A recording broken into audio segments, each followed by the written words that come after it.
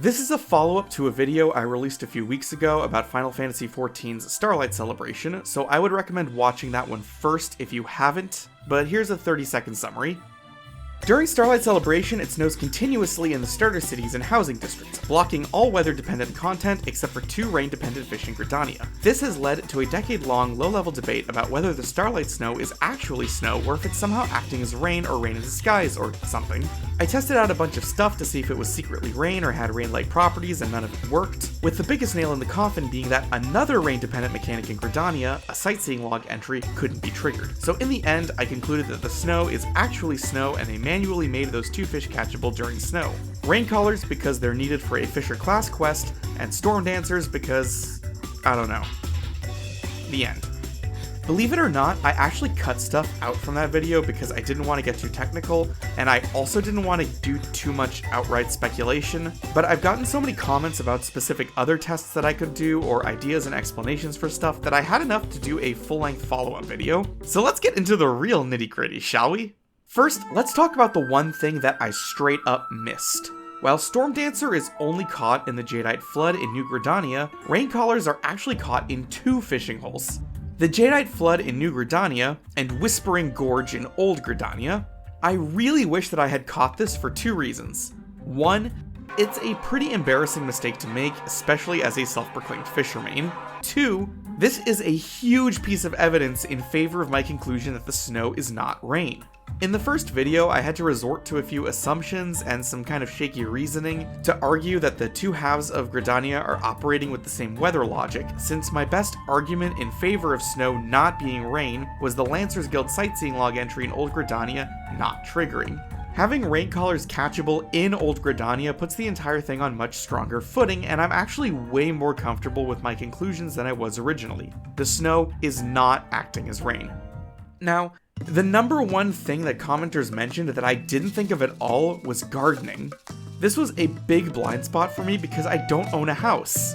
People brought up how you don't need to water your plants in the Starlight Snow, but when I looked into this more deeply, it turns out there's a lot of misconceptions floating around about how gardening works. First things first, the action occurring here isn't watering your plants, it's tending them.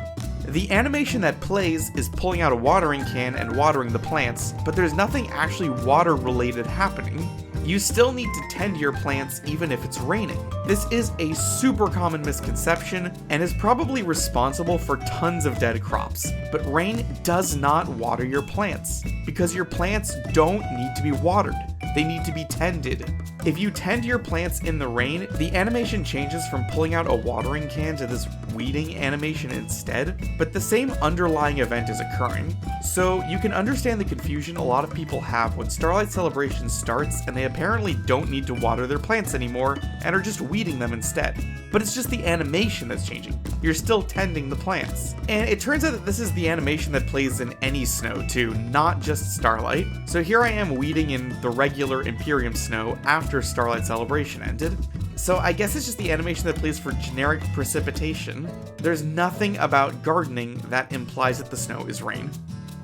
One last thing that someone pointed out is that you don't see your breath in the Starlight Snow, but seeing your breath is just related to what area you're in and isn't weather dependent. You always see your breath in Imperium, even when it's not snowing. You never see your breath in Urkopacha, even when it is snowing. It's unrelated. Alright, now let's get super technical. There are 2 ways the normal weather can be replaced in Final Fantasy XIV. First is short-term special weather, which is associated with a few specific fates. Fate weather is a mask. It covers up the real weather, but keeps that real weather ticking underneath. Some things do get blocked by mask weather, like Auto Umbrella and the boost from rain to sea shanty, but other things like fish and sightseeing log entries are still triggered by the real weather happening behind the scenes. On the other hand, there's also real special weathers, which primarily occur as part of the MSQ, such as Everlasting Light, Apocalypse, and Reminiscence. These weathers block everything weather dependent. For example, you can't catch copper sharks in the final Dawn Trail zone if the weather is set to Reminiscence, including in New Game Plus mode.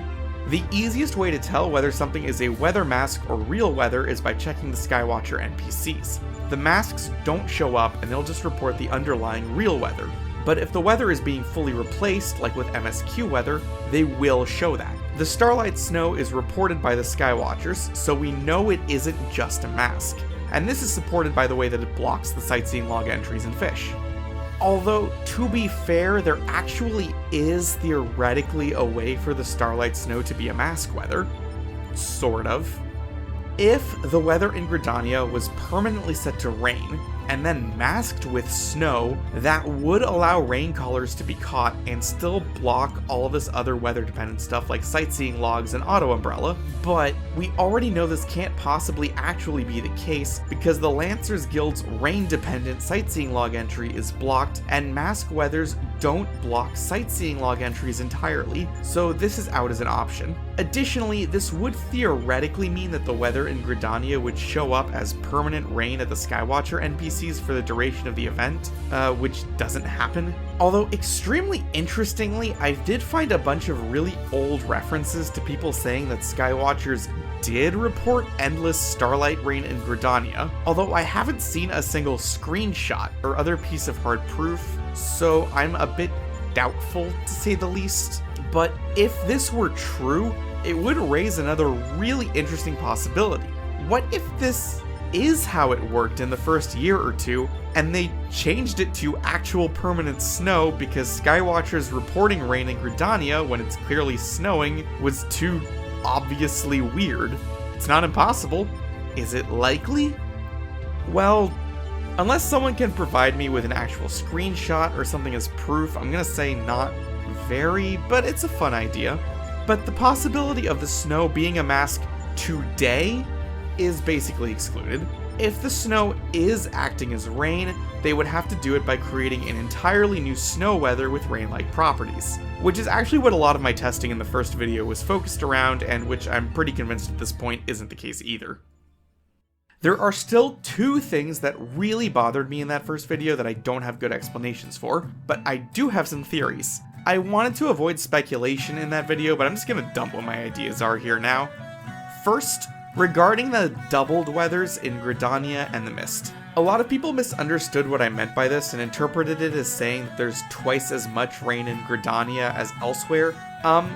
What I meant is that instead of Gridania having a 20% chance of rain, it has a 5% chance of rain and then also a 15% chance of rain. It's really weird that it's split like that in the weather table.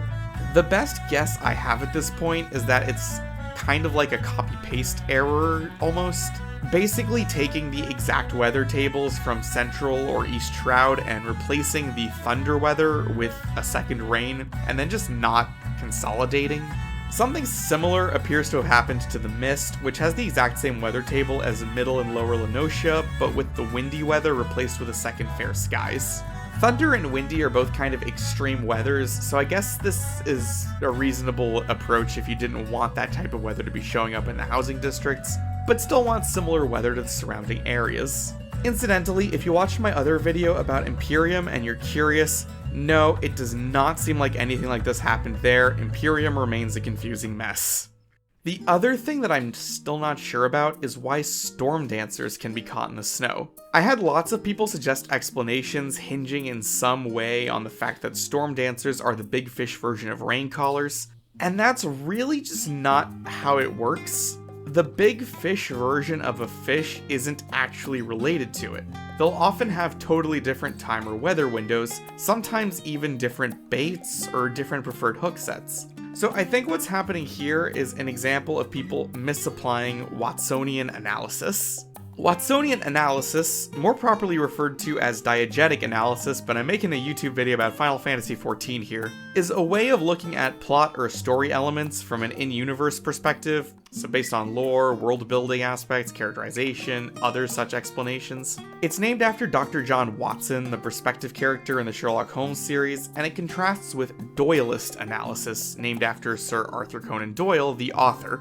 Doyleist explanations for things will focus on the out-of-universe aspects of the work, like the author's own preferences and biases, deadline pressures, corporate meddling, and spaghetti code. People often perceive the Doyleist explanations as being anti-fun, but sometimes I think it's more interesting to see how writers and creators have adapted around practical considerations. To take a very highbrow example, Macbeth Act 2 Scene 3 opens with a little comedic bit with a drunken porter pretending to man the gates of hell. There are many, many reasons this scene could have been written, but the most basic and fundamental is that something has to be in this spot to fill time, because the actor playing Macbeth needs a few minutes backstage to get the blood off after the previous scene. I wonder if that counts as a spoiler. Possible spoiler alert for a 400-year-old play. Anyway, back to fishing. So, yes, it says in multiple places that a storm dancer is a big rain caller, but these aren't actual fish swimming in a real river. These are items in a video game. These icons look similar, but they're unrelated PNG files. The text referencing rain callers was written by someone on the dev team and pasted in. If you had access to the Final Fantasy XIV backend, you could theoretically replace the Storm Dancer icon and description with something completely unrelated, and the game would still consider it the same fish with the same catch conditions, and in particular, the fact that it is caught in both the rain and the snow. It didn't automatically become catchable in snow along with rain caller. Someone had to make it so, something tangible had to occur. And the answer is not, the big fish can't be blocked if the non-big fish version isn't blocked, because there's actually another big fish in Gridania, Carp Diem, which is blocked in the Starlight Snow, while the non-big fish version, Moat Carp, is available through the whole event. But, on the flip side, if you made changes manually to the small version of the fish, you're going to remember the big one exists, right? So, if I had to guess what happened, the devs realized they needed rain callers to be catchable for the Fisher class quests, and went in to add snow to its catch conditions, and then went, what the hell? And they added Storm Dancer too. Cause, I mean, it would be weird if you could catch rain callers and not storm dancers, right? And then they didn't make Carp Diem catchable because they forgot it existed, just like everybody else does. This isn't really the most satisfying explanation for me, but it does feel like the most likely one to me at this time. So, I think that's everything that I have to say about Starlight Snow now. And if not, I'll see you next year, I guess. If you like this video, please like and subscribe, and feel free to follow me here and on Blue Sky, where I sometimes post about the stuff I'm poking around with, but mostly I complain about traffic. And I also have a Twitch where I stream really irregularly and mostly do weird fishing stuff. Have a nice day.